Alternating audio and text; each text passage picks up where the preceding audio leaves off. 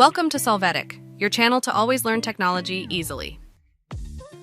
Below in the description, you will find useful links we used in this video.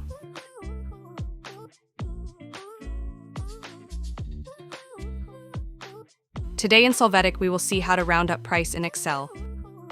Let's open our Excel. We can see there the data to be rounded. We place the cursor in the desired cell. There, we enter the equal, followed by the roundup function. Now choose the initial cell, copy the semicolon, and then assign the number of decimals you will use.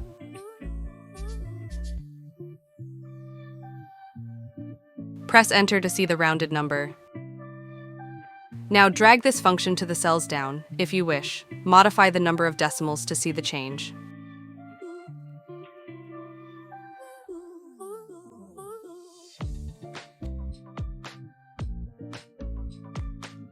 Hey, remember to subscribe Solvetic channel.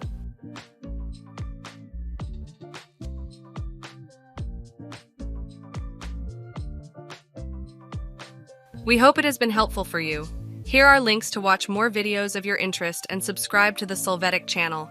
Thank you.